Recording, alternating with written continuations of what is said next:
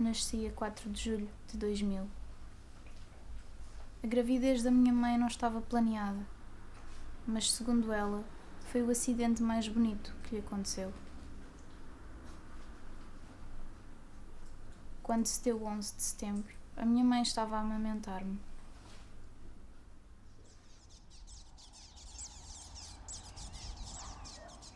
A Ave Maria. Foi com ela que desenvolvi o maior laço nos primeiros anos de vida. Arrisco-me a dizer que tinha uma ligação mais forte com ela do que até com os meus pais. Era religiosa e ensinou-me a rezar. Ao início também acreditava numa entidade, mas foi quando a Ave Maria faleceu que comecei a questionar e a deixar de acreditar. Tinha 5 anos. Já não sei o que senti depois, só sei que fiquei perdida, no vácuo, porque não sabia como lidar com a morte. A última visão que tenho é de ver o caixão selado na enorme cova e lançar-lhe um coração azul de bonitas flores.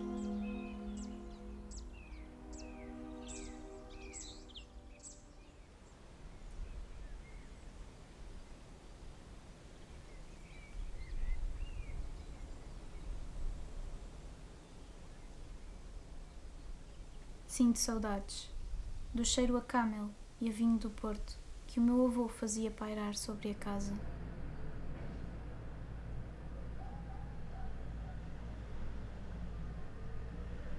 Descrevem-me como ele era rígido, agressivo e conflituoso. Sou a única que nunca o vi assim.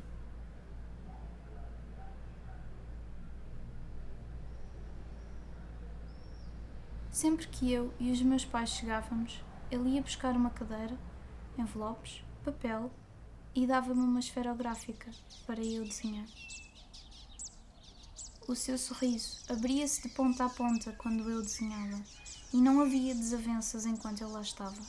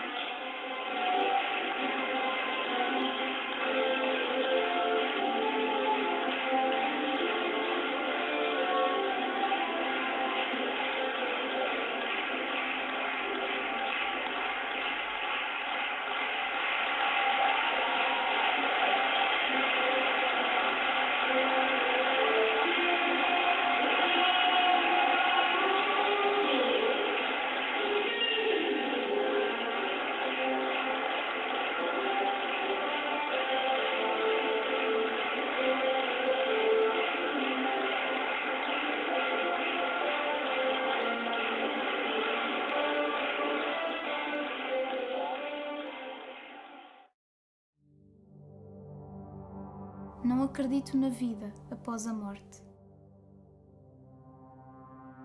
O que me faz pensar assim é a experiência que tive com as múltiplas cirurgias devido a uma malformação congénita nas mãos. Foi no antigo Hospital Pediátrico de Coimbra que passei a maior parte da minha infância. Tinha um jardim belíssimo e um lago cheio de peixes. 10 das 11 cirurgias foram com anestesia geral. Em todas elas não houve nenhuma visão, apenas um vazio, um sono profundo e inexplicável. Uma sensação de insignificância.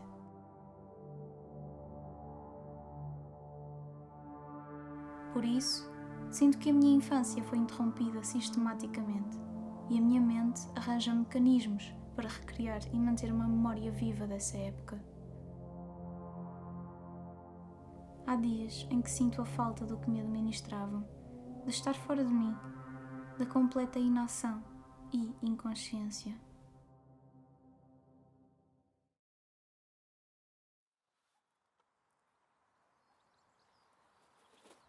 Desde sempre que me lembro de ver animais a serem mortos.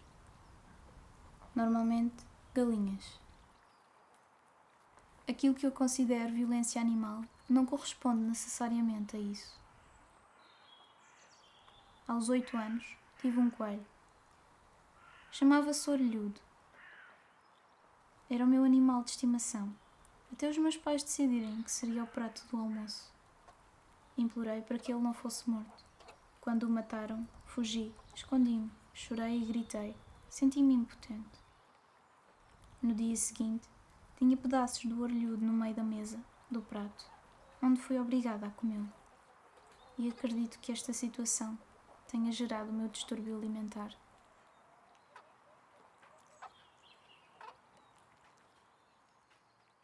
Nesta data querida, muitas felicidades, muitos anos de vida. Hoje é dia de festa, cantam as nossas almas para a minha terra. Uma salva de palmas. A violência que mais me marcou na infância inteira foi sem dúvida os gatos. O meu pai achava que era melhor que eles fossem mortos do que crescerem e virem a passar fome. Quando encontrava uma ninhada das nossas gatas, colocava-a dentro de uma saca, levantava-a no ar e batia contra o chão, várias vezes. Segundo ele, de preferência que batessem de cabeça para as partir e morrerem sem muito sofrimento. Quando acabava, tirava os corpos das sacas, às vezes ainda estava um ou outro a mear, e terminava com eles individualmente. Empilhava-os e abria uma vala qualquer. Enquanto ele abria o buraco, eu chegava-me perto. Eles estavam imóveis. Via sangue no nariz ou em outros sítios. Dava-lhes festinhas, porque era a minha forma de comunicar, pedir desculpa. Ainda hoje, ouço as pancadas e não suporto ouvir o miar de gatos bebés. Sinto automaticamente uma agonia incontrolável, porque aquele miar para mim significa aflição e associo a perigo. Em 2008, um casal vizinho falou com os meus pais porque queriam um gatinho. O resto da ninhada foi para debaixo do buraco. Quando chegou a altura de o dar, eu não queria. Na minha inocência, só o deixei ir quando a vizinha disse que o ia tratar bem. Algum tempo depois, acabou por morrer atropelado.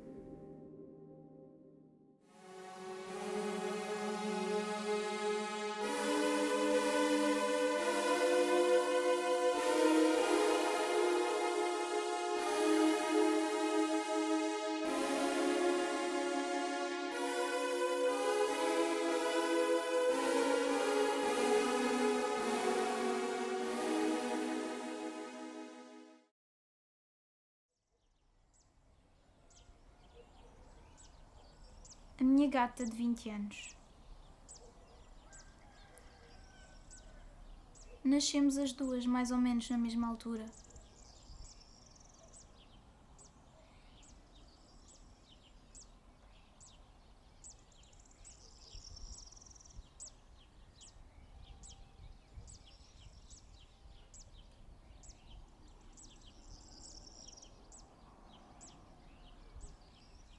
Há pouco tempo ela deixou de comer. Na vez seguinte que ela queria beber água, eu amparei-a para ela não cair. Só queria ficar deitada nas ervas. Fiquei feliz no dia seguinte por ver que o meu esforço de a colocar a beber e a comer alguma coisa teve efeito, pois já se deslocava melhor.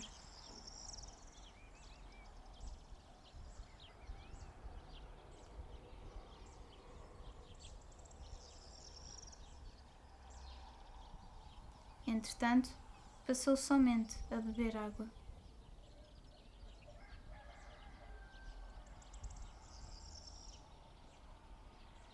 A minha mãe contou-me como o meu pai queria colocá-la numa saca e matá-la, tal como fazia com os gatos bebés há muitos anos, porque ela não comia e, segundo ele, estaria em sofrimento.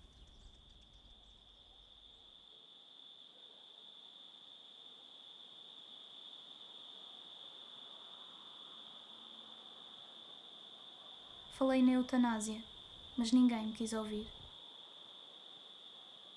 Ameacei a minha mãe de que, se não pudesse impedir isso de acontecer, chamava a polícia e saía de casa. No dia 25 de março de 2021, abri a porta para ver como ela estava e já se encontrava sem vida, ao lado do tapete.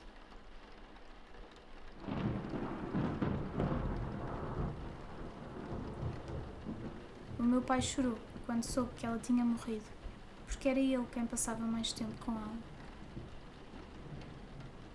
Ainda assim, não compreendo a sua atitude de querer praticar tal violência como anteriormente fazia.